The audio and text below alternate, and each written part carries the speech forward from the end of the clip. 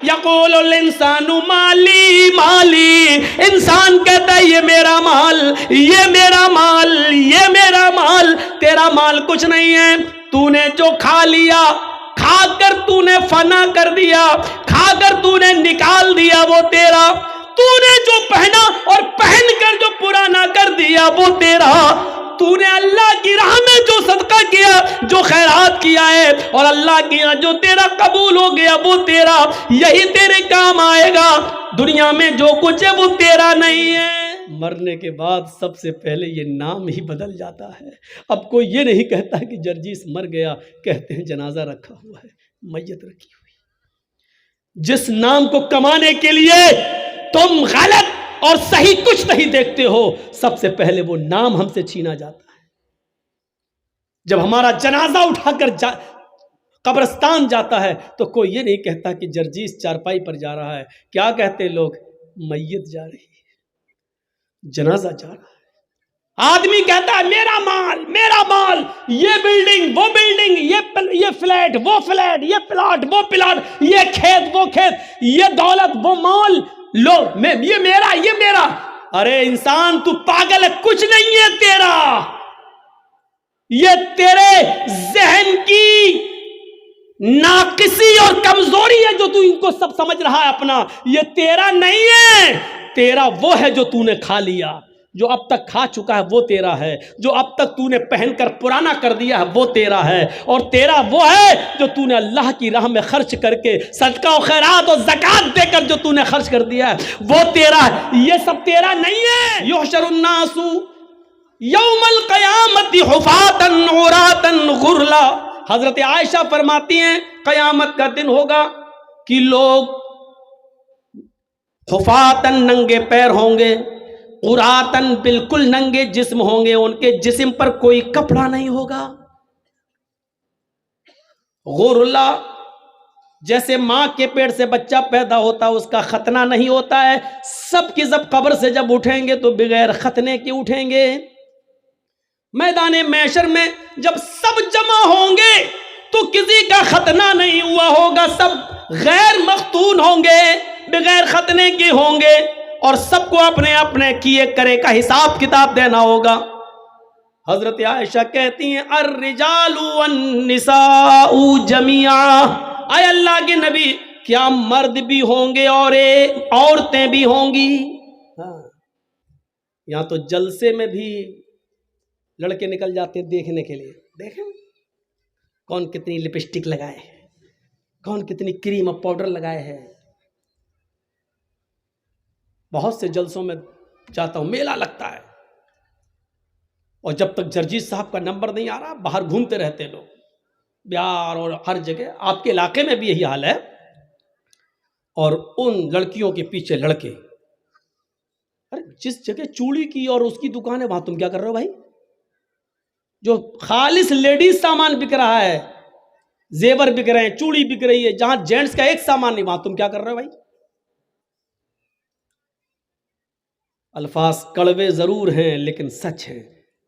اللہ کی قسم ایسا لگتا ہے جیسے ایک کتیا کے پیچھے 10 کتے بھاگ رہے ہوں، یہ حال ہو جاتا ہے۔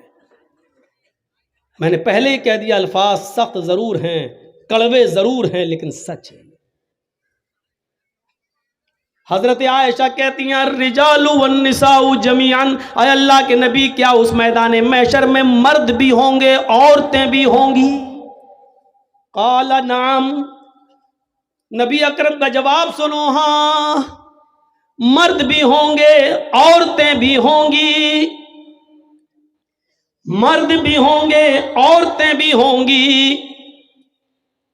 امام کائنات نے جب یہ کہا تو حضرت عائشہ رونے لگی اور روتے ہوئے کہنے لگی ینظر بعضهم الی بعض، اے اللہ کے نبی کیا مرد عورتوں کو اور عورتیں مردوں کو دیکھ رہی ہوں گی؟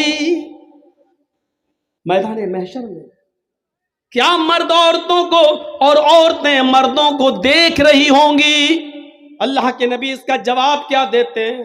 ہاں عائشہ، نہ مردوں کا پردہ عورتوں سے ہوگا نہ عورتوں کا پردہ مردوں سے، مرد بھی برہنہ عورتیں بھی برہنہ، مرد بھی ننگے عورتیں بھی ننگی ہوں گی، مرد عورتوں کو اور عورتیں مردوں کو دیکھ رہی ہوں گی۔ حضرت عائشہ نے کہا اے اللہ کے نبی، تب تو عورتیں مارے شرم کے، تب تو لیڈیز مارے شرم کے مر جائیں گی جب مرد ان کی طرف نظریں اٹھا کے دیکھیں گے۔ یہاں اگر کوئی لڑکی پر لڑکا نظر نہ ڈالے نہ دیکھے تو وہ کہتی ہے میرے میک اپ میں کمی تو نہیں ہے، میرا ڈریس تو صحیح ہے کہ نہیں، پھر لڑکا دیکھ کیوں نہیں رہا ہے؟ یہاں یہ حال ہے، اور وہاں کیا ہوگا؟ حضرت عائشہ کیا کہہ رہی ہیں؟ تب تو عورتیں مارے شرم کے مر جائیں گی جب مرد ان کی طرف نظریں اٹھا کے دیکھیں گے۔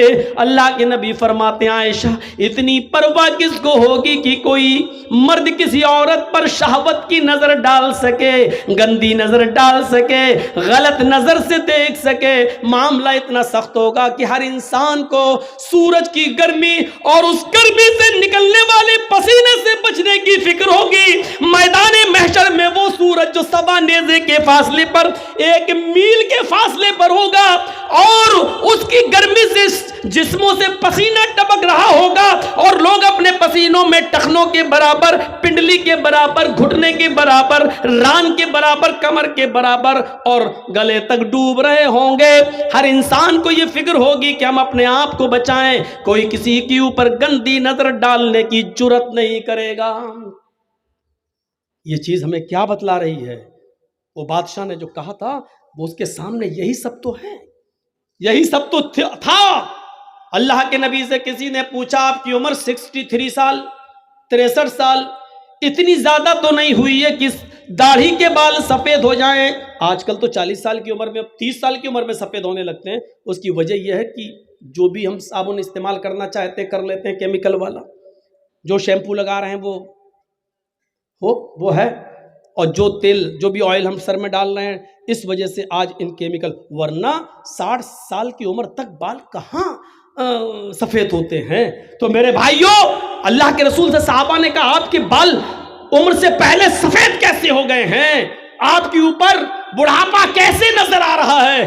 تو اللہ کے نبی نے جواب یہ نہیں دیا تھا کہ میری 4 بیٹی ہے، زینب، رقیہ، ام کلثوم اور فاطمہ، مجھے ان کی شادی کرنا ہے، ان کا گھر بسانا ہے، ان کے لیے لڑکے دیکھنا ہے۔ یہ جواب نہیں دیا تھا کہ مجھے بیٹیوں کی ٹینشن ہے، مجھے بیٹوں کی ٹینشن ہے۔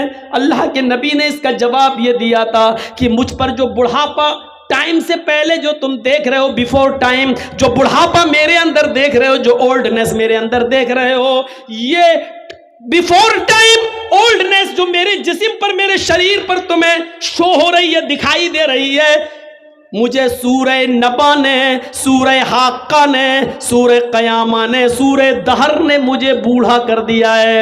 ان سورتوں میں قیامت کا جو ہولناک منظر بیان کیا گیا ہے، اس ہولناک منظر نے ہمیں بوڑھا کر دیا ہے۔ مجھے ہر وقت اللہ کے سامنے جواب دہی کی فکر ہوتی ہے۔ وہ چیز ہمیں کیوں نہیں ہوتی؟ کیسے ایک آدمی سگریٹ کو اپنے منہ پہ رکھ لیتا ہے، کیسے ایک آدمی شراب کی بوتل اٹھا کر پی لیتا ہے، کیسے ایک آدمی اذان ہو رہی ہے اور کیرم بورڈ کھیلنا گوارا کر لیتا ہے، کیسے ایک شخص، میرے بھائیوں، انڈیا پاکستان کا میچ آ رہا اور یہاں اذان ہو رہی ہے اور وہ دیکھ رہا ہے، سوچ رہا کہ نماز بھی ضروری ہے اور یہ بھی ضروری ہے۔ اگر یہ میچ 5 اوور ختم ہو گئے تب تک تو، اور ہمیں نماز پڑھنے چلا گیا تو میچ کا مزہ نہیں لے پاؤں گا، جبکہ جماعت پڑھ کے بھی آ سکتا ہے، نہیں صاحب میچ ختم ہو جائے گا، ارے لوگ بتا دیں گے کون جیتا، ارے لوگ بتا تو دیں گے، لیکن ایک ایک بال کا جو ٹیسٹ، جو مزہ آ رہا ہے وہ ہم پھر نہیں لے پائیں گے۔ اس چکر میں وہ نماز نہیں پڑھتا ہے اور میچ دیکھ لیتا ہے، یہ کیسے گوارا کر لیتا؟ میں نے کل اورنگ آباد کے اندر ایک واقعہ بیان کیا تھا۔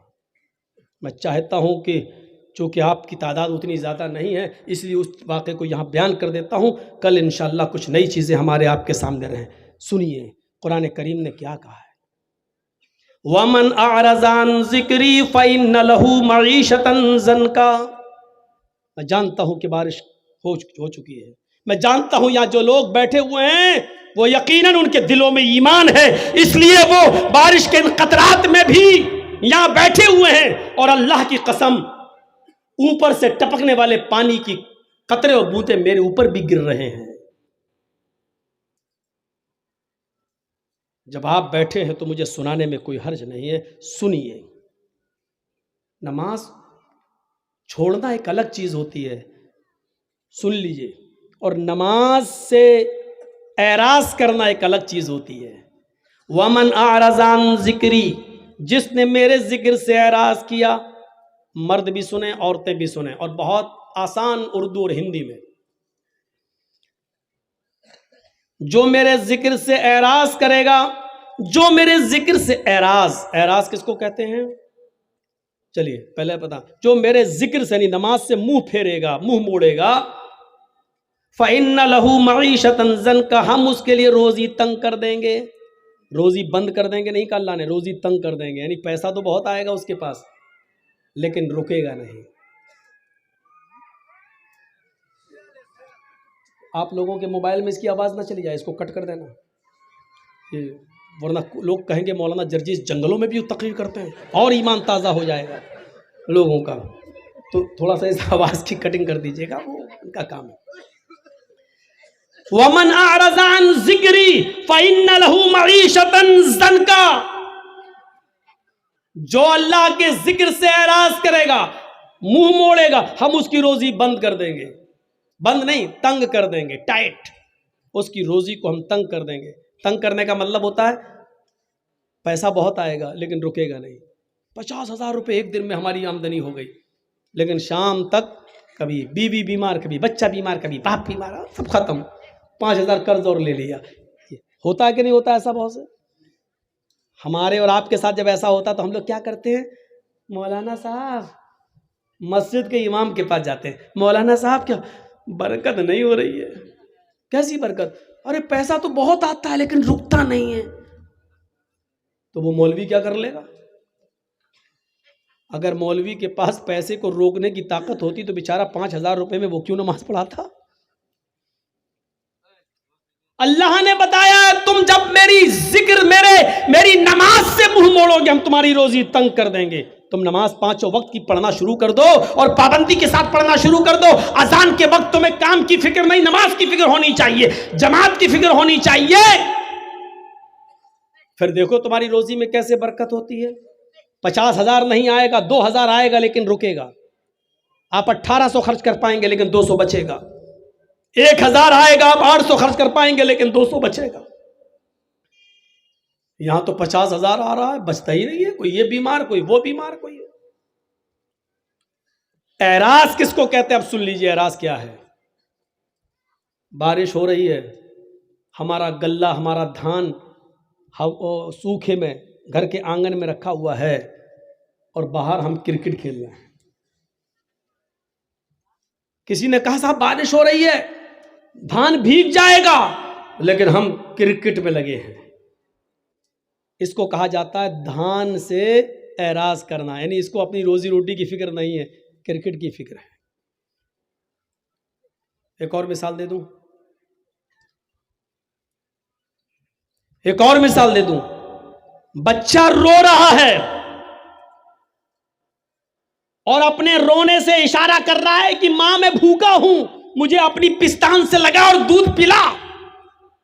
بچہ رو رہا ہے لیکن ماں کو اپنے بچے کی فکر نہیں ہے، بلکہ ٹی وی میں لگی ہوئی ہے اور دیکھ رہی ہے ساس بھی کبھی بہو تھی۔ تو اس کو کہا جاتا ہے کہ اس نے بچے سے اعراض کیا۔ بچے کو پھینک نہیں رہی ہے، بچے سے پیار ہے اس کو، لیکن اس وقت اتنا دماغ اس کا بچے میں نہیں لگا جتنا سیریل میں لگا ہے۔ ارے اگر سیریل نکل، بچے کو تو بعد میں بھی دودھ پلا دیں گے، لیکن سیریل نکل گیا تو پھر کہاں بار بار آتا ہے۔ یہی حال ہے نماز کا۔ اذان ہو رہی ہے، نہیں میچ دیکھ لوں پہلے، کیونکہ نماز تو بعد میں بھی قضا کر لیں گے، لیکن میچ نکل گیا تو کہاں روز روز آتا ہے۔ یہ چیز، اس کو کہتے نماز سے اعراض۔ ہمارا مکان جل رہا ہے اور ہم کرکٹ کھیل رہے ہیں۔ کہا مکان جل رہا ہے، ہمیں فکر ہونی چاہیے مکان کو بچانے کی، جو جل گیا جل جانے دو، جتنا بچ گیا کم سے کم اس کو پانی وانی ڈال کے اس کو بجھائیں، لیکن ہمیں اس کی فکر نہیں ہو رہی. ہم کرکٹ کھیل رہے ہیں، ہم کیرم بورڈ کھیل رہے ہیں. اس آدمی کو کہا جاتا ہے کہ اس نے اعراض کیا ہے اپنے مکان سے. اب آپ سمجھ گئے نا اعراض کس کو کہتے ہیں؟ جس وقت ہمیں جس چیز کی ضرورت ہے اس سے دور ہو جانا اور دوسری چیز میں لگے رہنا جو غیر ضروری ہے. اذان کی آواز آتی ہے حی علی الصلاۃ، اور ہم اس وقت میچ دیکھ رہے ہیں. یاد رکھیے گا اذان کی آواز سننے کے بعد آپ صرف 2 ہی کام کر سکتے ہیں، اس کے علاوہ تیسرا کام آپ کے لیے جائز نہیں ہے. اگر آپ کھانا کھا رہے ہیں اور اسی بیچ اگر اذان کی آواز ہو جاتی ہے تو آپ کھانا مکمل کر لیجئے، پیٹ بھر کر آپ کھا لیجئے، کیونکہ پیٹ کی بھوک بہت بری چیز ہے. اگر یہ کہہ دیتا اللہ تعالیٰ کھانا کھا کے نہ چھوڑو اسی میں جاؤ، بیچ میں جاؤ، تو ہم نماز پڑھتے دماغ لگا رہتا کھانے میں، جلدی امام، اور کہیں اس نے پڑھ دیا ہوتا الف لام میم ذالک الکتاب لا ریب، کمینے اتنی لمبی صورت ہمیں بھوک لگی ہے. تو اس لیے کیا کہا، پہلے کھانا کھا لو. اور دوسری اذان کی آواز آ رہی ہے اور ہمیں قضاء حاجت پیشاب یا لیٹرین کی ضرورت ہے تو پہلے ہم وہ کر لیں، ورنہ ایسے کرے رہو گے اور پیٹ اندر کی طرف دھسائے رہو گے کہیں یہی نہ نکل جائے. تو اس لیے یہ کام کر لو. ضروریات میں یہ چیز آتی ہے. ایک اور الگ چیز ہے کہ کوئی باپ بیمار ہے اور ایمرجنسی ضرورت ہے، اس کو ابھی آکسیجن چاہیے اور اذان کی آواز آ رہی ہے، تو ایسے موقع پر باپ کو لے کر بھاگیے آپ ہاسپٹل، پہلے آکسیجن دیجیے اور اس کے بعد میں نماز پڑھ لیجیے. ملتی ہے جماعت تو ٹھیک، نہیں تو بعد میں قضا. نیت یہ ہونی چاہیے کہ اگر باپ کی طبیعت خراب نہیں ہوتی تو میں جماعت کے ساتھ نماز ادا کرتا. یہ چیزیں. لیکن میچ دیکھنا، کیرم بورڈ کھیلنا، کھیتی باڑی کرنا، کھیت میں دانا ڈالنا، بیج بونا، کھیت جوتنا، اس میں لگے ہیں اور اذان کی آواز آ رہی ہے اور ہم پرواہ نہیں کر رہے ہیں، تو اس کو کہتے ہیں نماز سے اعراض.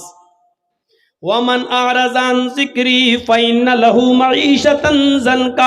جو نماز سے اعراض کرے گا، جو ہمارے ذکر سے اعراض کرے گا، ہم اس کی روزی کو تنگ کر دیں گے. اب کل والا واقعہ وہ ہمارے یو پی کا واقعہ ہے. لونی غازی آباد سے جو دلی کو ایک سڑک جاتی ہے بائی روڈ، بیچ میں ایک جگہ پڑتی ہے لونی.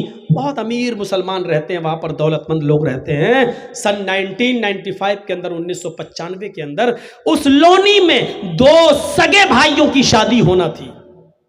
2 سگے بھائیوں کی شادی ہونا تھی. کل ان کی بارات جانا تھی. آج کی رات انہوں نے رنگ رلیاں منانے میں گزاری. یہ دونوں سگے بھائی دلی جاتے ہیں، ہے ہی کتنا دور، غازی آباد سے دلی 50 کلومیٹر اور بیچ میں لونی، یعنی تقریباً 25 کلومیٹر وہاں سے دلی. اپنی گاڑی لی اور طوائفوں کو اکٹھا کیا اور 10-12 طوائفیں انہوں نے سودا کیا اور ان طوائفوں کو لے کر آ گئے. اپنی گاڑی پر نہیں، طوائفوں کی گاڑی الگ تھی اور ان دونوں بھائیوں کی گاڑی الگ تھی. جب دلی سے یہ طوائفوں کو لے کر آ رہے تھے تو دونوں بھائیوں کی گاڑی آگے آگے چل رہی تھی اور طوائفوں کی گاڑی پیچھے پیچھے. مغرب کے بعد ان طوائفوں کو اس نے کھانا کھلایا اور عشاء کی نماز کے بعد شروع ہو گیا ناچ گانا. محلے کے اپنے دوستوں کو اس نے بلا لیا. اس کا گھر کھچا کھچ بھرا ہوا تھا، میوزک بج رہی تھی، ڈھول تاشے بج رہے تھے اور طوائفیں بھی اپنے چڑک بھڑک لباس کے اندر، نیم اڑیاں، آدھی ننگی. وہ طوائفیں اپنے پیروں میں گھنگرو پہنے ہوئے، پائلیں پہنے ہوئے، اور ان کی چھنکاریں زمین کی اوپر چلنے لگی اور ان طوائفوں کے ٹھمکے مٹکنے لگے. ان کی کمر اور ان کے جسم انگڑائیاں لینے لگے اور پوری کی پوری رات ناچ و گانے میں گزرتی ہے. طوائفیں ناچ رہی ہیں، گا رہی ہیں، نیمبر اور اخلاق سے گرے ہوئے گانے بھی وہاں آ رہے ہیں اور یہ اپنے جسم کی نمائش ہو رہی ہے، اپنے فن کا اظہار کیا جا رہا ہے. اور یہ شراب کا دور چل رہا ہے، نوجوان شراب پی رہے ہیں، یہ دونوں بھائی بھی شراب کے نشے میں چور ہیں اور ناچ گانے میں مصروف ہیں. دیکھیے اللہ کے ذکر سے اعراض کرنے کا انجام کیا ہوتا ہے. کیرم بورڈ کھیلنے والوں سنو، کرکٹ میچ اذان کی آواز آنے کے بعد بھی بند نہ ہو، سنو. اپنے کام اور دھندوں میں مصروف رہنے والوں اور نماز کا جنازہ نکالنے والوں سنو. پوری رات ناچو گانا چلتا ہے، صبح فجر کی اذان کی آواز آنے لگتی ہے. جو ان دونوں بھائیوں کے گھر سے صرف 200 قدم یا 300 قدم کی دوری پر ہے، مؤذن اذان دے رہا ہے، اللہ اکبر اللہ اکبر اللہ اکبر اللہ اکبر. مؤذن اذان دے رہا ہے. مؤذن کی اذان کی آواز ان طوائفوں کے کانوں میں بھی ٹکراتی ہے، ان طوائفوں کے کانوں میں بھی جاتی ہے. یک بھیک جیسی ان طوائفوں کے کانوں میں اذان کی آواز جا گئی، فجر کی اذان کی آواز گئی، ان طوائفوں نے اپنے پیر روک لیے، اپنی کمر روک لی، اپنا جسم ناچنے سے اور اپنی زبان کو گانے سے روک لیا، اسٹاپ کر دیا، رک گئی وہیں پر. ان دونوں بھائیوں نے دیکھا کہ پائلوں کی چھنکار اور گھنگروؤں کی آواز بند، اور یہ بھی جو مٹک رہی تھی اور ناچ رہی تھی. کیا ہوا؟ انہوں نے دیکھا، کہا اے کیا بات، کیوں اسٹاپ کیوں ہو گئی ہو، رک کیوں گئی ہو؟ ان طوائفوں نے کہا اذان کی آواز آ رہی ہے، مؤذن اذان دے رہا ہے، اس لیے اذان کے احترام میں، اذان کی عزت میں ہم رک گئے ہیں. اذان ہو جانے دیجئے، اذان ہو جانے کے بعد ہم اپنا کام شروع کر دیں گے. ان دونوں بھائیوں نے کہا یہ اذان تو دن بھر میں 5 بار ہوتی ہے، تم تو روز روز نہیں آتی ہو، تم تو بار بار نہیں آتی ہو، مؤذن اپنا کام کر رہا ہے، تم اپنا کام کرو، چلو ڈانس کرو، ناچو. ان دونوں طوائفوں نے کہا دیکھو ہم بھی مسلمان، ان طوائفوں نے کہا ہم بھی مسلمان ہیں، مانا کہ ہم بہت غلط کام کر رہے ہیں لیکن اذان کی عزت ہم کرتے ہیں. اذان جب ہوتی ہے تو ہم کوئی دھندا نہیں کرتے ہیں، ہم غلط کام روک دیتے ہیں، کم سے کم تھوڑی دیر کی تو بات ہے. ان دونوں بھائیوں نے کہا مزدوری لینا یا نہیں لینا ہے، پیسہ لینا یا نہیں لینا ہے. ان طوائفوں نے سوچا کہ پوری رات کی محنت مزدوری کہیں یہ مار نہ لے، تھوڑا سا بہانہ اس کو مل جائے تو کہیں یہ غصب نہ کر لے، اس لیے کہنے لگی. انہوں نے ناچنا شروع کر دیا. یہ ناچ اور یہ گانا اذان کے وقت بھی ہونے لگا. ادھر اذان ہو رہی ہے اور ان کے گانے چل رہے ہیں. یہ اذان بھی گزر گئی، ناچ گانا تھوڑی دیر کے لیے بند ہوا، لیکن ان دونوں بھائیوں کے اصرار پر پھر شروع ہو گیا. اور صبح کے 7 بجے تک یہ ڈانس، یہ ناچ، یہ گانا چالو رہتا ہے. اس کے بعد ختم. طوائفوں کو پیسے دیے. ان طوائفوں نے کہا دیکھو تم مجھے لے کے آئے ہو، تم مجھے چھوڑنے بھی جاؤ گے، راستے میں لوگ ہمیں لوٹ لیتے ہیں، ہمارے غلط ہونے کا غلط فائدہ اٹھاتے ہیں، ہمیں کھینچ کر کھیتوں کی طرف لے جاتے ہیں، ہماری عزت کی چھلنی چھلنی کر دیتے ہیں، تم لے کر آئے ہو، مجھے چھوڑنے بھی جاؤ. ان دونوں بھائیوں نے کہا چلو، دن میں 2 بجے بارات جانی ہے، 4 بجے بارات جانی ہے، مغرب کے بعد نکاح ہونا ہے، عشاء کے بعد رخصتی ہونا ہے، ہم تمہیں چھوڑ آتے ہیں. 25 کلومیٹر ہی تو ہے یہاں سے دلی. ان دونوں بھائی اپنی گاڑی میں بیٹھتے ہیں، ڈرائیور کو اپنے آگے کی سیٹ پر بٹھاتے ہیں، دونوں بھائی پیچھے بیٹھتے ہیں. طوائفوں کی گاڑی اب آگے آگے چل رہی ہے اور ان دونوں بھائیوں کی گاڑی پیچھے پیچھے چل رہی ہے. سردیوں کی رات ہے، دن کے 7 اور 8 بجے کے بیچ کی بات ہے. ابھی کوہرا پوری طریقے سے چھٹا نہ تھا. آسمان سے گرنے والی شبنم، جس کو آپ کی زبان میں کوئسا کہا جاتا ہے، ابھی پوری طریقے سے چھٹا نہ تھا. کسی طریقے سے طوائفوں کے ڈرائیور نے گاڑی سامنے سے آنے والے ٹرک سے بچاتے ہوئے گاڑی کو کراس کر دیا ہے، لیکن چونکہ ان دونوں بھائیوں کا ڈرائیور بھی شراب کے نشے میں دھت تھا، اس نے بھی ناچ دیکھا تھا، اس نے بھی گانا دیکھا تھا، وہ صحیح سے وہ بیلنس نہیں بنا پایا اور سامنے سے آنے والے ٹرک سے ان دونوں بھائیوں کی گاڑی ٹکرا جاتی ہے۔ ٹکر اتنی تیز تھی کہ ان دونوں بھائیوں کی گاڑی 25-30 فٹ دور ایک کھائی میں گرتی ہے اور چاروں طرف سے پچک جاتی ہے۔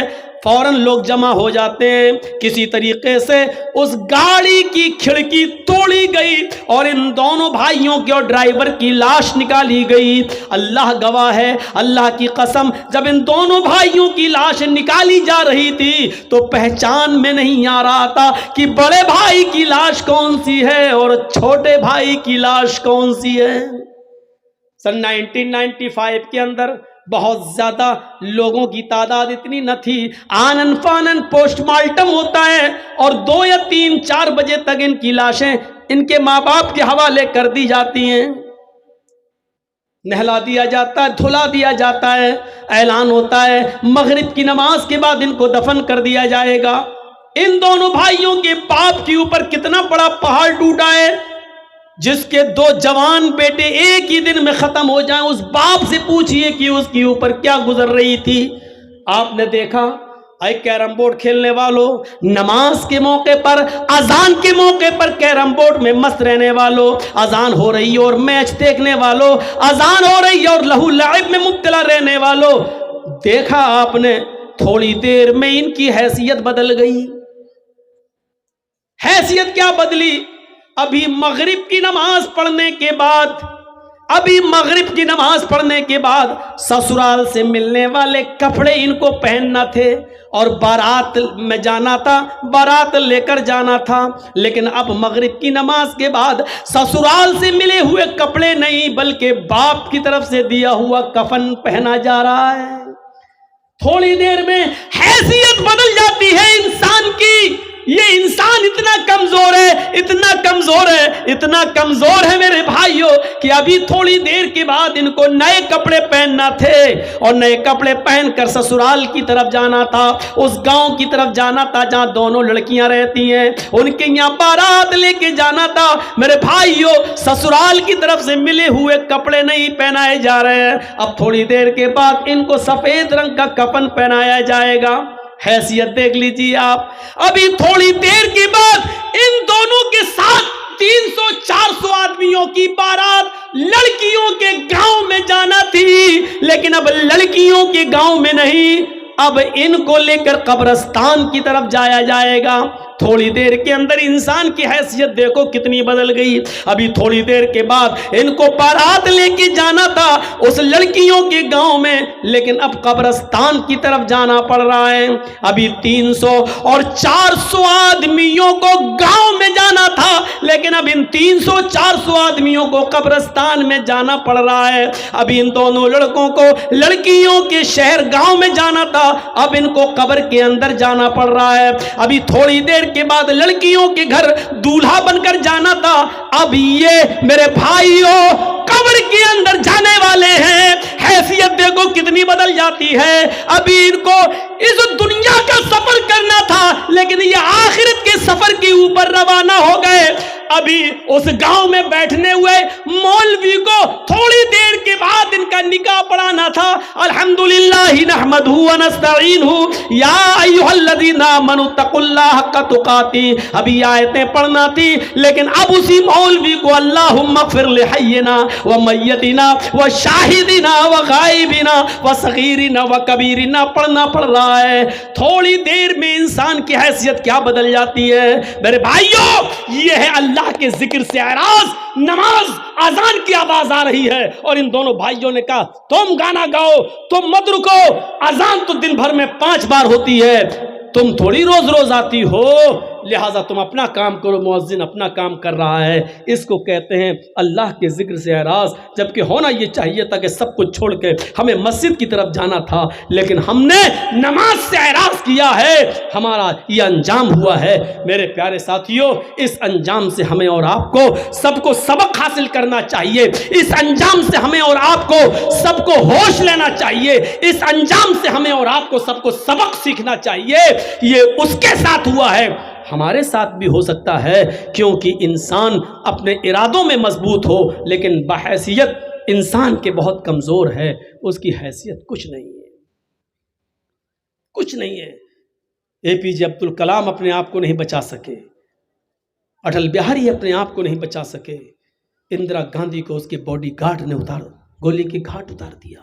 انسان کتنی فکریں کرتا ہے, یہ کریں گے, وہ کریں گے, وہ کریں گے, یہ کریں گے, لیکن پتا چلتا ہے کہ صبح اٹھا ہے کل تو صحیح تھا, ارے میرے ساتھ ہوٹل میں چائے پیا تھا.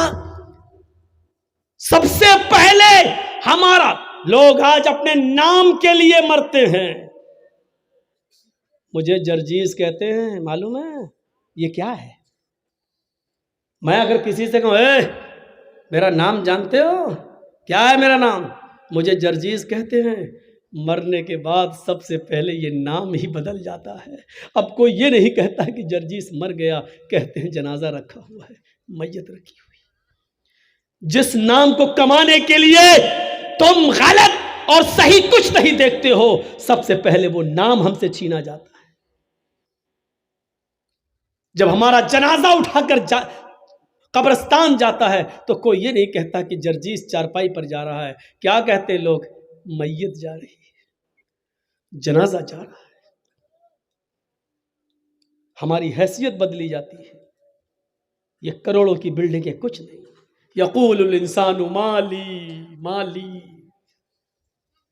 آدمی کہتا ہے میرا مال میرا مال, یہ بلڈنگ وہ بلڈنگ, یہ فلیٹ وہ فلیٹ, یہ پلاٹ وہ پلاٹ, یہ کھیت وہ کھیت, یہ دولت وہ مال, لو یہ میرا یہ میرا.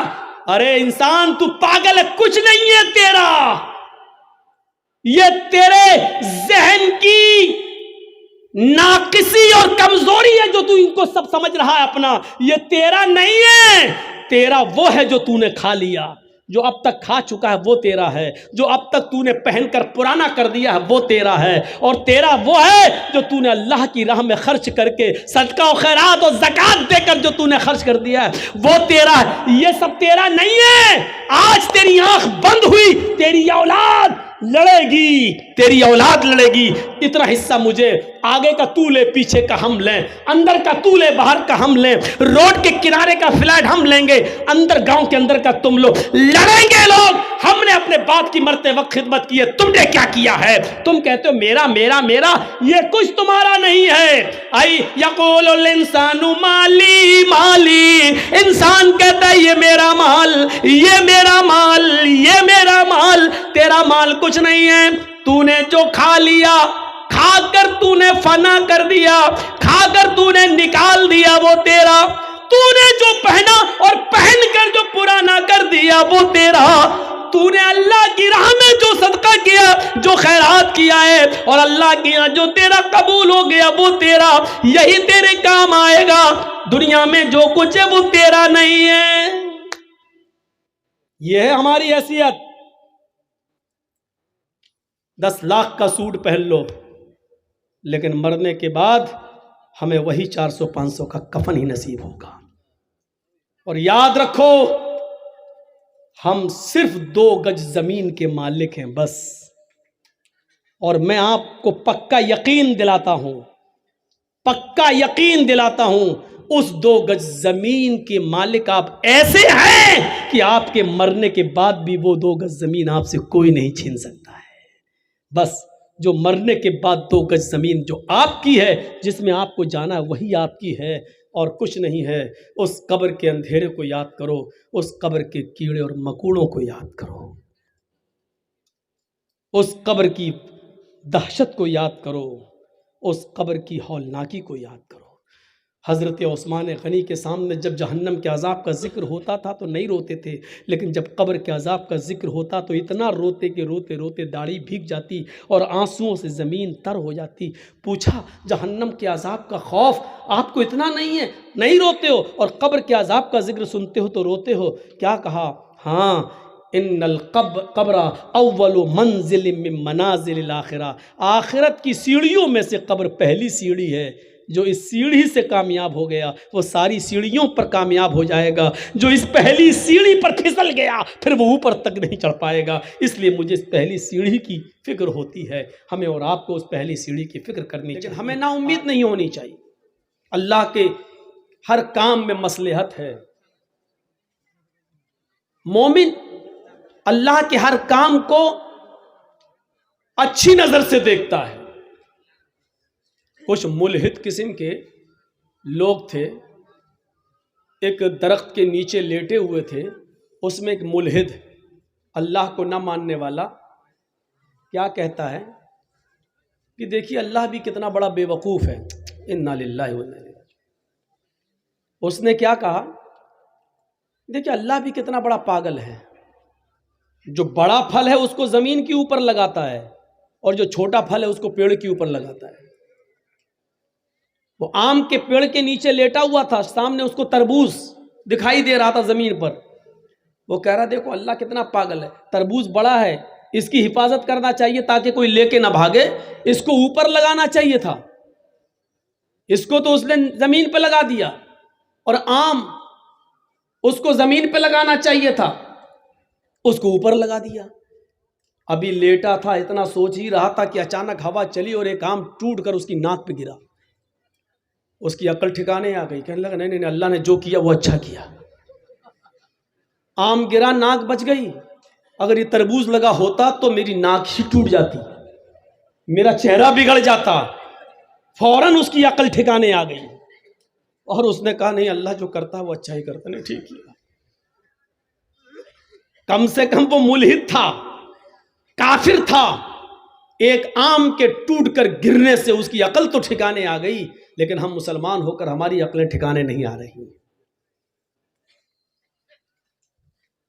سنا ہوگا آپ نے وہ قصہ کہ ایک بادشاہ ایپل کاٹ رہا تھا، سیب کاٹ رہا تھا، اور چھری چلا رہا تھا جلدی جلدی سیب کو کاٹ کے کھانے میں. اچانک اس کی چھری اس کی انگلی پر چل گئی اور وہ کہتا اف، بلڈ آ گیا، خون. اس کے وزیر نے کہا اف یہ کیا ہوا.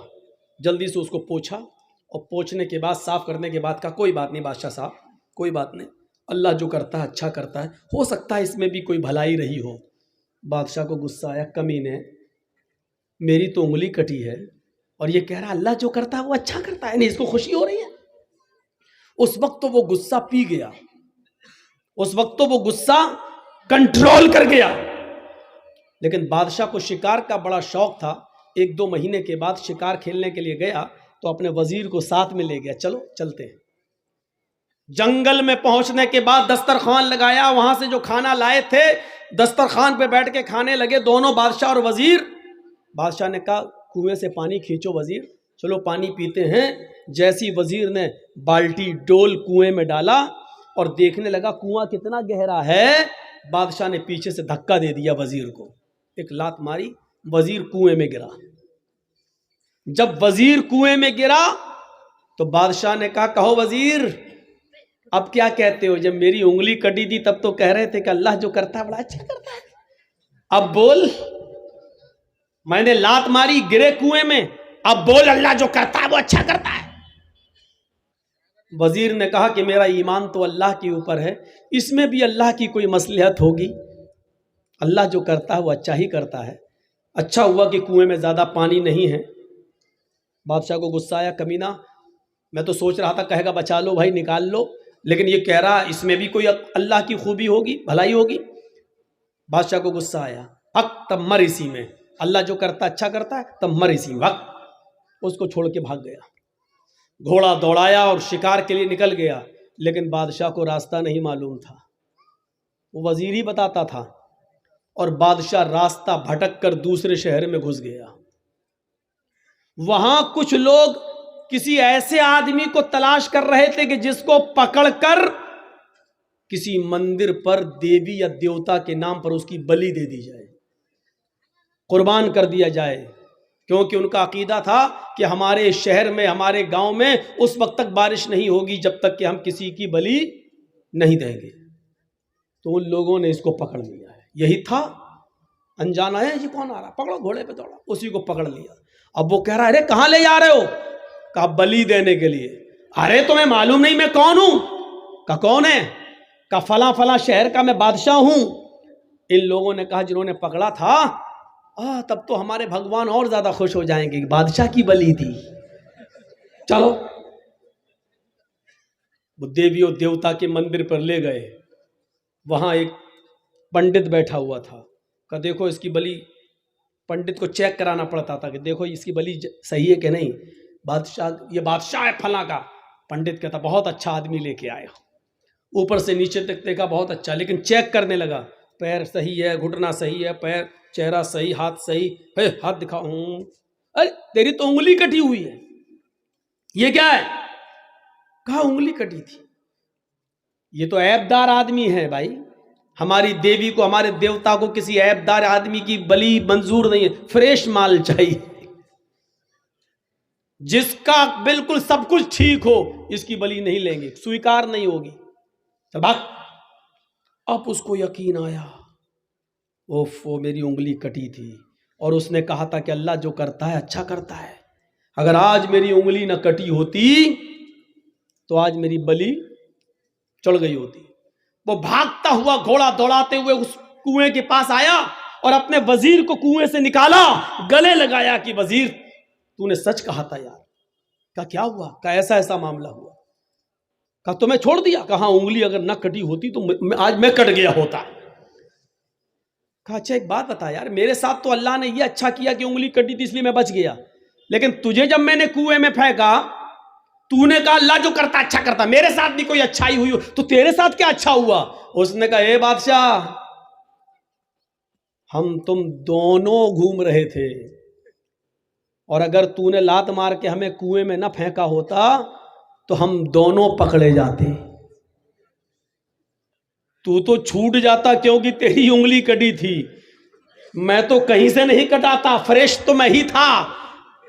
तू तो बच जाता लेकिन मेरी बलि चढ़ गई होती, इसलिए तूने मुझे जो कुएं में फेंका मेरे साथ ही अच्छा हुआ। न कुएं में गिरा होता, अगर कुएं में ना गिरा होता तो दुनिया छोड़ के जाना पड़ता, मेरी बलि चढ़ गई होती। तो आपने देखा बादशाह के साथ क्या अच्छा हुआ, उसकी उंगली कटी इसलिए बच गया। और उस वजीर के साथ क्या अच्छा हुआ कि उसको कुएं में फेंक दिया, नहीं तो वो भी जाता। तो उस वक्त समझ में नहीं आता इसमें क्या मसलहत है, बाद में समझ में आता है। अल्लाह ने बारिश क्यों बरसाई, हम जाएंगे उससे हिसाब किताब लेने के लिए। दुनिया में कोई ताकत है जो अल्लाह से हिसाब किताब ले सके? दुनिया में कोई पावर है जो अल्लाह रब्बुल आलमीन से हिसाब किताब? अल्लाह तूने बारिश क्यों बरसाई? अल्लाह मेरा बेटा बेटा बेटा, बेटी मांग रहा हूं फिर भी बेटा। अल्लाह बेटी बेटी बेटी फिर बेटी, मैं बेटा मांग रहा हूं 4 बेटी 1 बेटा। अल्लाह से कोई हिसाब नहीं मांग सकते हो। वो चाहे तो बेटा दे, वो चाहे तो बेटी दे, वो चाहे तो बेटे ही बेटे दे, वो चाहे तो बेटियां ही बेटियां दे, वो चाहे तो बेटा और बेटी दोनों दे, और वो चाहे तो कुछ न दे। वो चाहे तो हल्की हल्की बारिश करे, वो चाहे तो मूसलाधार बारिश करे, वो चाहे तो आपके गांव को इतनी बारिश कर दे कि नदी और दरियाओं का पानी लेवल और खतरे के निशान से पार होकर आपके पूरे के पूरे गांव को डुबो दे और हम सब डूब कर बह भी जाएं, तब भी अल्लाह से हिसाब नहीं लिया जा सकता कि तूने हमारे गांव को क्यों डुबो दिया है। क्योंकि अल्लाह की ज़ात हिसाब लेने के लिए है, हिसाब देने के लिए नहीं। बारिश क्यों हुई हमें क्या मालूम, लेकिन हमारा ईमान ये होना चाहिए कि अल्लाह जो करता है वो अच्छा करता है। हो सकता है कि वो हमारे ईमान का जायजा ले रहा हो। देखें इस बारिश के अंदर कितने लोग जलसे में आते हैं और कितने नहीं आते हैं। हो सकता है कि वो ये देखना चाहता हो कि सहाबा किराम ने तो अपनी कुर्बानियां मैदान जंग में दे दी। देखें ये लोग बारिश के चंद कतरे इनके जिस्मों पर पड़ते हैं, कहीं ऐसा तो नहीं कि ये भाग जाएं और कुरान और हदीस की बातें भी ना सुने। हो सकता है कि वो कुछ भी इम्तिहान और आजमाइश भी तो ले सकता है वो। और ये भी हो सकता है कि इसी में हमारी भलाई हो, इसी में हमारी खैर हो, इसी में हमारी भलाई हो। हमारे और आपके इख्तियार में कुछ नहीं है। ना हम किसी को मार सकते हैं, ना हम किसी को जिला सकते हैं। कैसे कह रहे हो मौलाना साहब, मौजमपुर वालों का हाल नहीं मालूम है, रोजाना मारते हैं। नहीं, ये तुम्हारी गलत फहमी है। मारने वाला अल्लाह और जिलाने वाला भी अल्लाह। उसकी मौत का वक्त आ गया है। बहाना है कि फला ने मार दिया, वो एक अलग मसला है कि मारना चाहिए कि नहीं मारना चाहिए। वो पुरानी तकरीरें उठाकर देख लो और सुन लो, लेकिन मौत का वक्त उसका आ चुका था। सन 1951 का एक वाकया सुनाता हूं आपको। گورکھپور میں ایک ریلوے اسٹیشن ہے اور چھوٹی لائن گونڈا تک جاتی ہے، گورکھپور سے گونڈا، گونڈا سے گورکھپور، چھوٹی لائن۔ گورکھپور سے ایک ٹرین چل رہی ہے اور اس کو بڑھنی کراس کر کے، تلسی پور کراس کر کے بلرام پور اسٹیشن پر رکنا ہے۔ راپتی ندی کو کراس کر چکی ہے۔ ٹرین کا ڈرائیور مسلمان ہے، غالباً اس کا نام مشتاق ہے، سن 1951 کی بات کر رہا ہوں۔ اس نے دیکھا کہ راپتی ندی کو کراس کرنے کے بعد کوئلے والا انجن ہوتا تھا اس زمانے میں، گاڑی چل رہی ہے، ٹرین چل رہی ہے، لیکن اس طرف سے ایک لڑکی بھاگتے ہوئے آ رہی ہے اور وہ ٹرین کی پٹری کے، ٹرین کے سامنے آ کر خودکشی کرنا چاہتی ہے، مرنا چاہتی ہے۔ ٹرین کے ڈرائیور نے اپنی طاقت کے مطابق بریک لگانا شروع کیے اور اس نے بریک لگائے، ہیوی بریک لگائے، پھر بھی بریک لگاتے لگاتے اتنی ہیوی بریک نہیں لگا سکتا تھا کہ ٹرین پٹری کے نیچے سے اتر جائے۔ بریک لگایا، ہیوی بریک لگائے، لیکن ٹرین رکتی ہے، جہاں رکتی ہے اس کے اور جو لڑکی لیٹی ہوئی تھی ٹرین کی پٹری کے نیچے، اس کے بیچ ایک بالشت کا فاصلہ رہ گیا۔ ایک بالشت اور اگر ٹرین آگے بڑھ جاتی تو لڑکی مر جاتی۔ ٹرین کا ڈرائیور جلدی سے انجن سے اترتا ہے، سواری بھی اترتی ہے، چلو لڑکی کو بچ گئی، اس کو نکالیں۔ لیکن ٹرین کا ڈرائیور جب نیچے اترتا ہے، پٹری کے قریب جاتا ہے، لڑکی کو جھنجھوڑتا ہے، اٹھاتا ہے، تو کیا دیکھتا ہے کہ لڑکی مری ہوئی ہے۔ ٹرین چڑھی نہیں ہے اس کے اوپر، لیکن ٹرین کے چڑھ جانے کے خوف سے پہلے ہی، ٹرین کے چڑھنے کے سے پہلے ہی حرکت قلب اس کی بند ہو چکی ہے، اس کے دل کی دھڑکنیں بند ہو چکی ہیں۔ ٹرین کے ڈرائیور سے میڈیا والے انٹرویو لیتے ہیں، اس زمانے کی جو میڈیا تھی، پرنٹ میڈیا، اخبار والی۔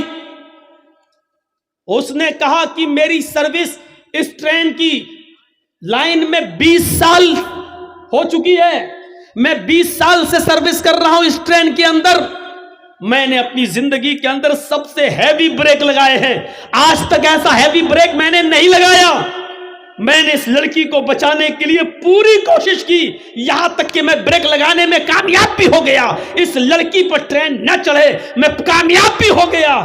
لیکن آج مجھے یقین ہو گیا کہ موت اور زندگی کا مالک کوئی ٹرین ڈرائیور نہیں ہے، بلکہ کسی کی موت اور کسی کی زندگی کا مالک تو اللہ رب العالمین ہے۔ جب اس لڑکی کو موت کے گھاٹ اتارنا ہی تھا، وہ ٹرین سے مرنا چاہتی تھی، لیکن اللہ نے اس کو ٹرین سے کٹنے سے بچا کر اس کو ہارٹ اٹیک سے مار ڈالا، اس کی حرکت قلب بند ہو جاتی ہے اور دل کی دھڑکن بند ہو جاتی ہے۔ تو میرے پیارے ساتھیوں، یہاں سے آپ اندازہ لگائیے کہ آپ کسی کو مارنا چاہ رہے ہیں تو آپ نہیں مار رہے ہیں، اس کا وقت آ گیا ہے۔ آپ کسی کو بچانا چاہ رہے ہیں، ڈاکٹر لاکھ کوششیں کرنے کے بعد بھی، بچانے کے بعد بھی، وینٹیلیٹر پر رکھنے کے بعد بھی، آکسیجن دینے کے بعد بھی کسی کی جان نہیں بچا پاتا ہے، کیونکہ اس کی موت کا وقت آ جاتا ہے، کیونکہ یہ نظام ہمارا اور آپ کے ہاتھ میں نہیں ہے، یہ اللہ رب العالمین کے ہاتھ میں ہے۔ اگر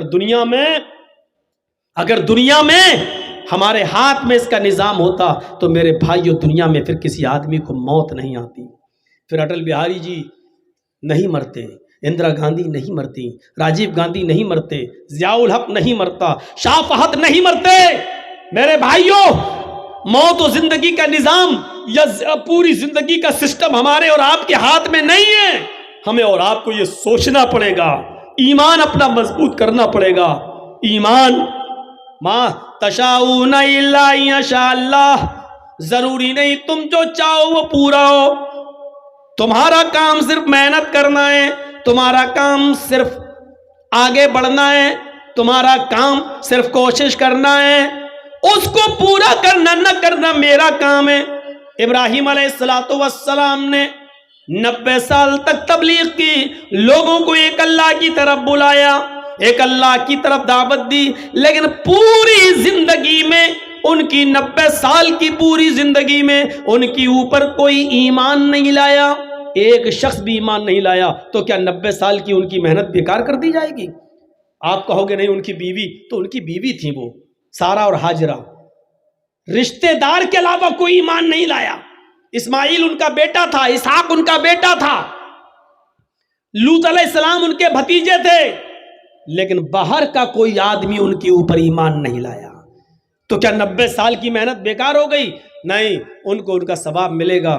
محنت کرنا آپ کا کام ہے، اس محنت کو پورا کرنا، عملی جامہ پہنانا، اور اس کا ریزلٹ اور اس کا نتیجہ وہ ملے جو ہم چاہیں، ایسا نہیں ہو سکتا۔ اللہ کے نبی نے اپنے چچا ابو طالب کے لیے بڑی محنت کی کہ یہ کسی طریقے سے کلمہ پڑھ لیں، یہاں تک کہ آخری وقت میں ان کے پاس پہنچ گئے۔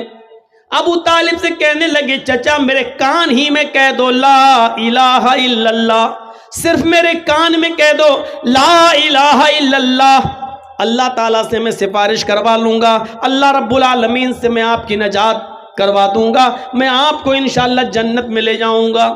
ابو طالب تیار بھی ہو گئے، لیکن وہیں ابو جہل بیٹھا ہوا تھا، کہنے لگا کیا آخری وقت میں اپنے باپ دادا کے دین کو چھوڑ دیں گے؟ کیا آخری وقت میں اپنے باپ دادا کے دھرم کو آپ چھوڑ دیں گے؟ ابو طالب نے کہا بھتیجے آئے محمد، مجھے اچھا نہیں لگتا ہے کہ میں آخری وقت میں اپنے باپ دادا کا دین چھوڑ دوں، آخری وقت میں چاہتا ہوں کہ میری روح میری جان اسی دھرم پر اسی مذہب پر نکلے جس پر میرے باپ عبد المطلب کا انتقال ہوا۔ لہذا ابو طالب اسی پر ان کا انتقال ہوتا ہے کہ وہ حالت کفر میں مرتے ہیں۔ پھر اللہ کے نبی نے ایک بار ان کے لیے دعا بھی کی، کیا ہے چچا میں جب تک زندہ ہوں آپ کے لیے دعائیں مغفرت کرتا رہوں گا، کیونکہ میرے دین کے کام میں آپ نے بہت زیادہ مدد کی ہے، مجھے سہارا دیا ہے، لیکن اللہ تعالیٰ نے منع کر دیا۔ اے محمد صلی اللہ علیہ وسلم، اگر 70 مرتبہ بھی 70 بار بھی اگر تم اپنے چچا ابو طالب کے لیے دعائیں مغفرت کرو گے تو میں تمہاری دعا کو قبول نہیں کروں گا۔ ان کا انتقال کفر پر ہوا ہے، لہٰذا وہ جہنم میں جائیں گے۔ تو میرے بھائیوں، نبی نے محنت کی لیکن نہیں ایمان لائے، تو یہ ضروری نہیں ہے کہ ہم جو چاہیں وہ پورا ہو۔ ایمان اپنے اندر تازہ کیجئے۔ اللہ تعالیٰ امتحان بھی لیتا ہے، اللہ تعالیٰ آزمائش بھی لیتا ہے۔ کوشش کریے کہ ہم اللہ کی ہر آزمائش میں پورا اتریں، کوشش کیجئے کہ ہم اللہ رب العالمین کی ہر آزمائش کی گھڑی میں ہم پورا اتریں اور موقع نہ دیں۔ اللہ رب العالمین مختلف قسم سے ہمارا امتحان لے سکتا ہے۔ ایمان تازہ کریے۔ ایمان کیا ہے؟ ایمان ایک معاہدہ ہے۔ پڑھیے قرآن نے کتنی بار کہا اِلَّا الَّذِينَ آمَنُوا وَعَمِلُوا الصَّالِحَاتِ اِلَّا الَّذِينَ آمَنُوا وَعَمِلُوا الصَّالِحَاتِ، ایمان لاؤ اور عمل صالح، ایمان لاؤ اور عمل صالح، ایمان لاؤ اور عمل صالح کرو۔ کتنی جگہ اللہ رب العالمین نے فرمایا، ہر مسلمان غور کرے کیا اس کے پاس ایمان ہے؟ ایمان تو ہے، اب غور کرے کیا وہ عمل صالح بھی کرتا ہے؟ عمل صالح کیا ہوا؟ بولیے مت۔ ایمان اور عمل صالح یہ دونوں لازم اور ملزوم۔ اب آپ کو ایک مثال دوں گا میں، ایمان کیا ہے اور عمل صالح کیا ہے۔ ایمان ایک اقرار کا نام ہے۔ تھوڑی سی اسپیڈ میں سلو کروں گا تاکہ آپ کو سمجھا سکوں۔ سنیے، ایمان نام ہے اقرار کا۔ ایمان ایک معاہدہ ہے۔ معاہدہ کیسے سمجھاؤں آپ کو؟ مان لیجئے میں ایک مزدور ہوں، سمجھا رہا ہوں۔ مان لو میں لیبر ہوں، ایک مزدور ہوں، اور آپ مالک ہیں۔ مولانا سلیم الدین صاحب بیٹھے ہیں، یہ مالک ہیں۔ سلیم الدین صاحب نے ہم سے کہا کہ جرجیت صاحب یہ میرا مکان بنانا ہے، دیوار کھڑی کرنا ہے، یہ کرنا ہے، وہ کرنا ہے، آپ لیبر ہیں، آپ مزدور ہیں، مستری ہیں، بتائیے آپ کیا پیسہ لیں گے؟ میں نے کہا 1000 روپے پر ڈے، صبح 9 بجے آؤں گا، شام کو 5 بجے تک آپ کا کام کروں گا، دیوار کھڑی کروں گا، اور 10 دن میں ہم آپ کا یہ کام پورا کر دیں گے۔ مولانا سلیم الدین صاحب نے کہا ٹھیک ہے، ڈن، 1000 روپے ہم پر ڈے کے حساب سے 10 دن میں 10,000 روپے ہم آپ کو دیں گے، آپ کل سے آ جائیے۔ ہمارا معاہدہ ہو گیا، ہمارا معاہدہ ہو گیا، اقرار ہو گیا، ہم نے بھی اقرار کر لیا، یہ ہے معاہدہ، عہد و پیمان۔ تم 10 دن کام کرو، ہم تمہیں 10 دن کے بعد 10 دن کی مزدوری دے دیں گے۔ میں نے اقرار کر لیا، انہوں نے طے کر لیا، ہم کل نہیں پہنچے، پرسوں نہیں پہنچے، تیسرے دن نہیں گئے، 10 دن تک نہیں گئے، اور 11ویں دن سلیم الدین صاحب کے پاس پہنچ گئے اور کہا صاحب آج 11واں دن ہے، 10 دن کی مزدوری ہمیں دے دیجیے۔ ہنس رہے نا؟ سمجھ میں آ گیا نا کہ مزدوری مانگنے والا مولوی جرجیس پاگل ہے؟ کیوں ہنس رہے ہیں آپ؟ اس لیے ہنس رہے ہیں کہ آپ نے تو کام کیا ہی نہیں تو مزدوری کیوں؟ جرجیس صاحب کو تو رانچی میں پاگل خانے میں بھرتی کرو، یہ تو پاگل ہو گیا ہے۔ اب جرجیس صاحب کہہ رہے نہیں دو گے تو ہم مقدمہ دائر کر دیں گے، کیونکہ آپ نے وعدہ کیا تھا کہ ہم 11ویں دن پیسہ مزدوری دیں گے۔ سلیم الدین صاحب کہہ رہے میں نے وعدہ کیا تھا، لیکن آپ نے بھی تو اقرار کیا تھا کہ میں 10 دن کام کروں گا، آپ نے کام کہاں کیا؟ جرجیس صاحب کہہ رہے ہیں ارے میں نے کام کیا ہو یا نہ کیا ہو، لیکن اقرار تو کیا تھا کہ کروں گا، نہیں کیا تو کیا ہوا؟ میں منع کہاں کر رہا ہوں؟ میں نے کہاں کہا کہ میں نے کیا؟ لیکن اقرار یہ تو نہیں کہا تھا کہ نہیں کروں گا، یہ تو کہا تھا کہ کروں گا۔ جب اقرار تھا میرا تو مجھے مزدوری دیجئے، صرف اقرار کی وجہ سے مزدوری دیجئے۔ تو آپ کو کوئی مزدوری دے دے گا؟ جب کوئی ایک آدمی ایمان لے آتا ہے، یعنی مومن بن جاتا ہے، تو ایک معاہدہ کر لیتا ہے۔ معاہدہ ہو گیا کس بات کا؟ ایمان لائے ہو، طے ہو چکا ہے۔ کیا طے ہو چکا ہے؟ تم نماز پڑھو گے 5 وقت کی، تم رمضان کے پورے مہینے کے روزے رکھو گے، تم زکوٰۃ دو گے اپنے مال کی پوری، اگر استطاعت ہوگی تو تم حج کرو گے، غریبوں کی مدد کرو گے، پڑوسیوں کا خیال رکھو گے، یتیموں پر ظلم و زیادتی نہیں کرو گے، کسی کے اوپر ظلم نہیں کرو گے۔ ایمان لانے کے بعد ایک معاہدہ ہو گیا، تم نے کلمہ پڑھا لا الہ الا اللہ محمد رسول اللہ، اللہ نے گویا کہ ایک معاہدہ دے دیا ہے، تمہیں عہد کر لیا ہے میرے بندو، جب تک تم اس لا الہ الا اللہ اور محمد رسول اللہ پر چلو گے، لا الہ الا اللہ کا معنی اللہ کے علاوہ کسی اور کی عبادت نہیں کرو گے، اور محمد رسول اللہ کا مطلب ہر کام محمد رسول اللہ کے طریقے پر کرو گے، تو ہم اس کے بدلے میں تمہیں جنت دیں گے۔ ہم نے وعدہ تو کر لیا، اقرار تو کر لیا، لا الہ الا اللہ محمد رسول اللہ تو پڑھ لیا، لیکن اس کے بعد اب نہ نماز کے، نہ روزے کے، نہ حج کے، نہ زکوٰۃ کے، نہ غریبوں پر ہمدردی، نہ مسکینوں کے ساتھ اچھا سلوک، نہ بیواؤں کے ساتھ اچھا سلوک، نہ پڑوسیوں کے ساتھ ہمارا اچھا رہن سہن، اٹھنا بیٹھنا، نہ یتیموں کے اوپر میرے بھائیوں شفقت و پیار و محبت کا ہاتھ۔ ہم ان تمام چیزوں سے دور ہیں، اور قیامت کے دن اللہ کے سامنے کھڑے ہو کر کہیں گے اللہ ہم نے کلمہ تو پڑھا تھا۔ اللہ کہے گا میرے بندے ٹھیک ہے کلمہ پڑھا تھا لا الہ الا اللہ محمد رسول اللہ، لیکن تو نے عمل تو نہیں کیا۔ اللہ عمل نہیں کیا تو کیا ہوا؟ اقرار تو کیا تھا تو ہمیں جنت دے، تو نے کہا تھا کہ لا الہ الا اللہ محمد رسول اللہ جو پڑھے گا اس کو جنت، من قال لا الہ الا اللہ دخل الجنہ، جس نے کہا لا الہ الا اللہ وہ جنت میں جائے گا۔ یہ تیرے نبی نے کہا تھا جو لا الہ الا اللہ پڑھے گا وہ جنت میں جائے گا۔ اللہ میں نے پڑھا تھا۔ اللہ کہے گا میرے بندے میرا بھی تو ایک وعدہ تھا کہ تو یہ عمل کرے گا تو جنت میں دوں گا، تو نے صرف میرا وعدہ تو مان لیا لیکن اس کے مطابق تو نے عمل نہیں کیا۔ میرے بھائیوں جب تم اپنے محلے میں، اپنے سماج میں، اپنی سوسائٹی میں بغیر کام کیے ہوئے کسی کو محنت اس کی مزدوری نہیں دے سکتے ہو، تو اللہ رب العالمین بغیر عمل کیے ہوئے ہمیں جنت کیسے دے دے گا؟ جرجیس صاحب مثال تو بڑی اچھی دے رہے ہو، لیکن عمل کون کرے گا؟ عمل اتنا مشکل ہے؟ نہیں، یہ آپ کی خام خیالی ہے کہ مشکل ہے۔ مشکل ہے، اگر انسان کرنے پہ آ جائے تو سب کچھ کر سکتا ہے۔ صاحب صبح فجر کی نماز میں ٹھنڈ میں کیسے اٹھیں گے؟ صحابہ کیسے اٹھتے تھے؟ چھوڑیے، آپ کے محلے میں، آپ کے گاؤں میں آپ کہتے ہو کیسے اٹھیں گے؟ اس گاؤں میں ایسے 80 سال کے بوڑھے بھی ہیں جو اٹھ رہے ہیں، وہ کیسے اٹھ رہے ہیں؟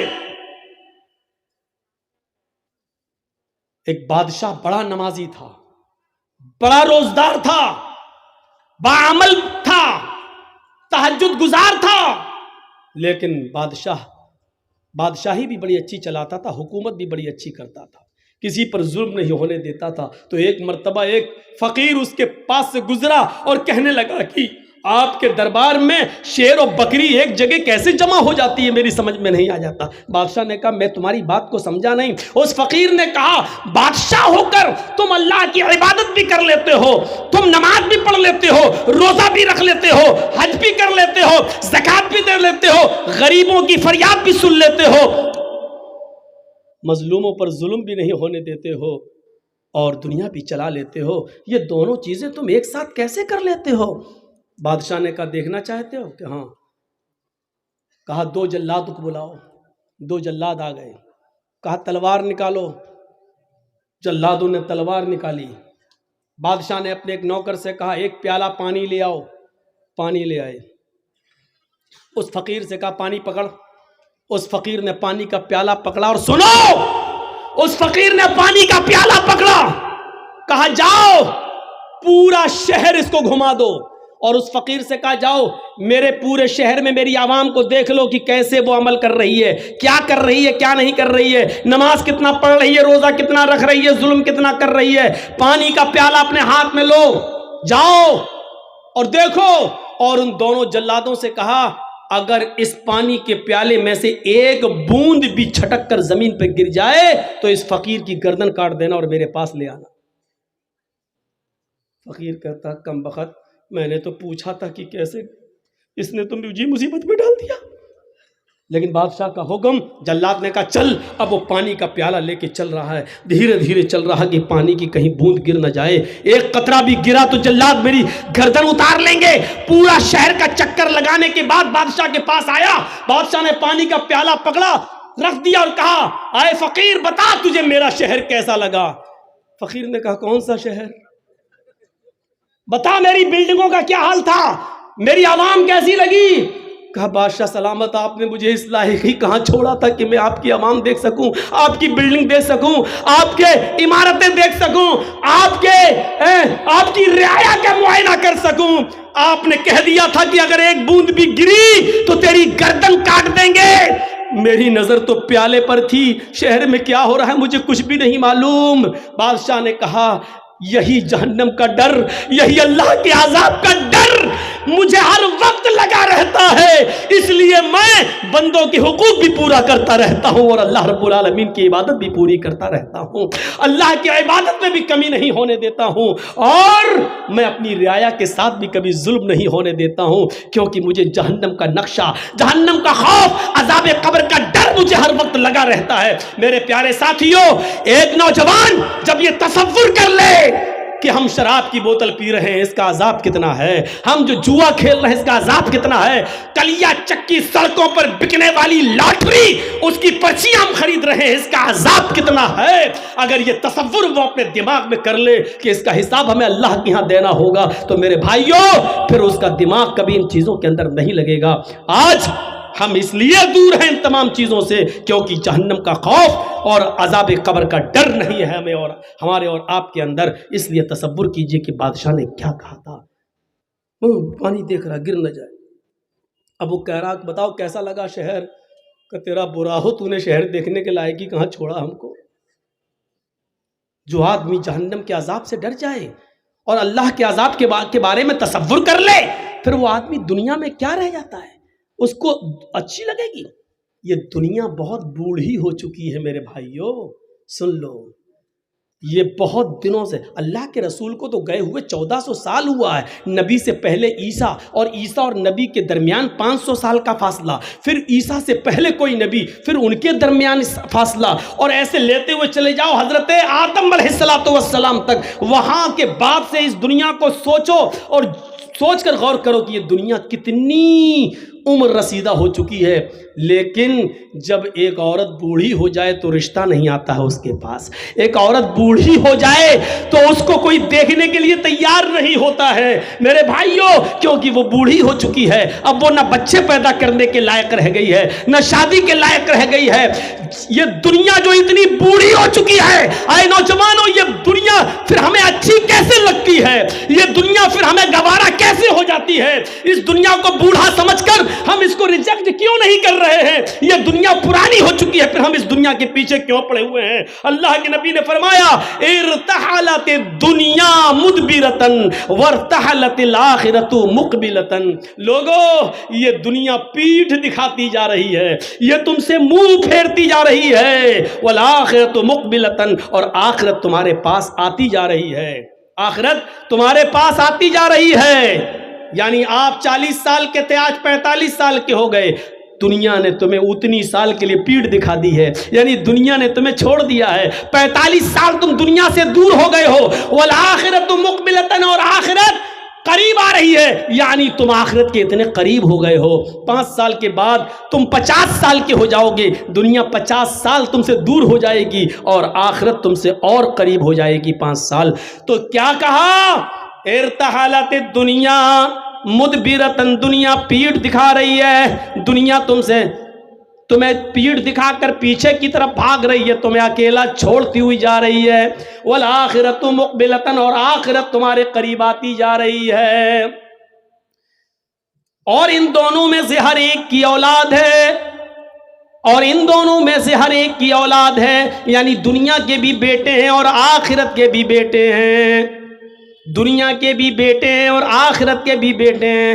کونو ابناء الآخرہ ولا تکونو ابناء الدنیا، وہ لوگوں آخرت کی اولاد بنو، دنیا کی اولاد نہیں، لوگوں آخرت کے بیٹے بنو، دنیا کے بیٹے نہیں، لوگوں آخرت کی اولاد بنو، دنیا کی نہیں۔ یہ وہ دنیا ہے، وہ دنیا جس کا تم بیٹا بننا چاہے تو یہ باپ تمہیں چھوڑ دے گا، لیکن آخرت ایسا باپ ہے تمہارا جو تمہیں ہر حال میں لے کر رہے گا، لیکن وہاں اعمال چلیں گے، وہاں یہ نہیں دیکھا جائے گا کہ تم اوریجنل میں کس کے بیٹے تھے۔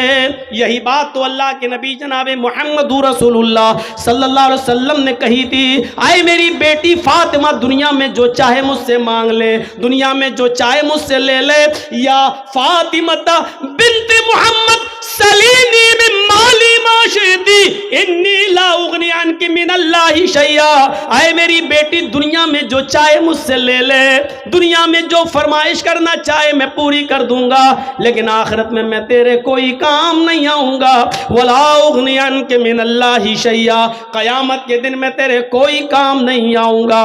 یہی تو ہے اللہ تبارک و تعالیٰ نے فرمایا اپنے اعمال کا ذخیرہ لے کر میرے پاس آنا، ورنہ قیامت کا دن ہوگا یوم یفر المرء من اخیہ و امہ و ابیہ و صاحبتہ و بنیہ، قیامت کا دن ہوگا یوم یفر المرء من اخیہ، انسان اپنے بھائی کو دیکھ کر بھاگے گا، و امہ و ابیہ، اپنی ماں کو دیکھ کر بھاگے گا، و ابیہ، اور اپنے باپ کو دیکھ کر بھاگے گا، و صاحبتہ و بنیہ، اپنی بیوی کو دیکھ کر بھاگے گا، اپنی اولاد کو دیکھ کر بھاگے گا۔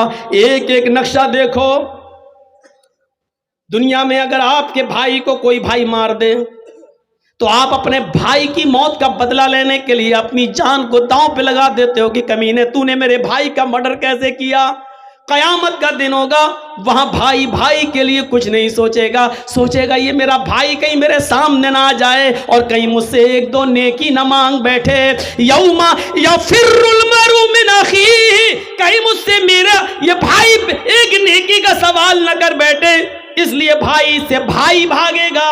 یوم یفر المرء من اخیہ و امہ، وہ ماں جس کی تکلیف آپ برداشت نہیں کرتے ہو، تھوڑی سی کھانستی ہے تو آپ کو نیند نہیں آتی ہے اور آپ سرکاری ہاسپٹل میں یا پرائیویٹ ہاسپٹل میں اپنی ماں کا علاج کرانے کے لیے فوراً توڑ پڑتے ہو۔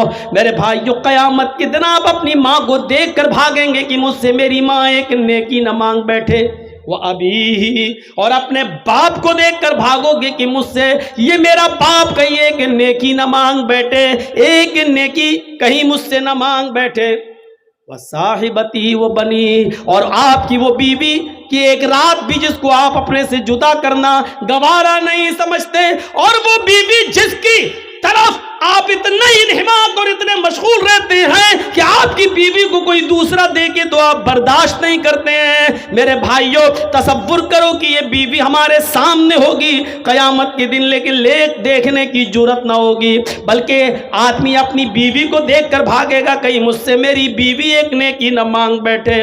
وہ بنی، وہ اولاد کی رات میں ہلکا سا بخار آ جائے، آپ کی نیند اڑ جاتی ہے، رات میں ڈاکٹروں کے گھروں کے دروازوں کو نوک کرتے ہو، دستک دیتے ہو۔ میرے بھائیوں آپ بچے کی ہلکا سا فیور، اس کا ہلکا سا بخار، ہلکا سا ٹیمپریچر آپ کی راتوں کی نیند اڑا دیتا ہے، قیامت کے دن اپنی اولاد کو دیکھ کر بھاگو گے۔ یہ منظر کو آپ اپنے سامنے رکھیے۔ اس بادشاہ نے فقیر سے یہی تو کہا تھا کہ جب تم ہمارے 2 جلادوں کی تلوار کی وجہ سے جب تم ہمارے شہر کا معائنہ نہیں کر سکے کہ کیا ہے، اسی طرح مجھے معلوم ہی نہیں کہ دنیا میں کیا ہے۔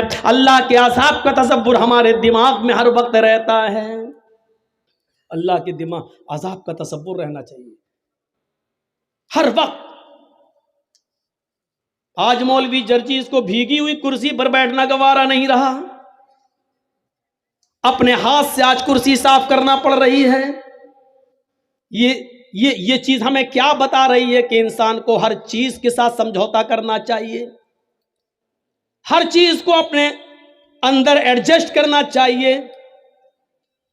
میں نے اپنے سبھاپتی صاحب جو ہیں مولانا مظاہر صاحب، ان کے کان میں ہی کہہ دیا تھا کہ آج میں کھڑے ہی ہو کے بولوں گا۔ میرے بھائیوں ہمیں اور آپ کو تصور کرنا چاہیے کہ ایک چھوٹی سی تھوڑی سی کرسی کا بھیگا پن جرجیز صاحب کو گوارا نہیں ہے۔ اندازہ لگائیے کہ پھر جہنم کی جاسوس تپش کیسی ہوگی، اللہ کا عذاب کیسا ہوگا، یہ کون سوچے گا؟ آج کم ہی صحیح لیکن جو بولا گیا عمل کے لیے کافی ہے۔ اپنی عاقبت کو سنبھالو، اپنی آخرت کو سنبھالو اور فکر کرو، اور کل مستعد ہو کر تیار ہو کر آؤ، کیونکہ انشاءاللہ آج کی کسر کل اگر زندگی رہی تو ہم پوری کریں گے۔ اللہ رب العالمین سے دعا ہے کہ بار الہ ہماری خطاؤں کو معاف فرما دے، ہمارے گناہوں کو بخش دے، ہم جمیع مسلمانوں پر رحم فرما، اور اللہ ہمیں قیامت کے خوف سے بچا لے۔ اے اللہ ہمیں قیامت کے دن کے آنے سے پہلے تیاری کی توفیق عطا فرما۔ جب تک تو ہمیں زندہ رکھ، اسلام پہ زندہ رکھنا، اور جب ہمارا خاتمہ ہو تو ایمان پر ہمارا خاتمہ فرمانا۔ وما علینا الا البلاغ المبین، وآخر دعوانا ان الحمد للہ رب العالمین۔ السلام علیکم ورحمۃ اللہ وبرکاتہ۔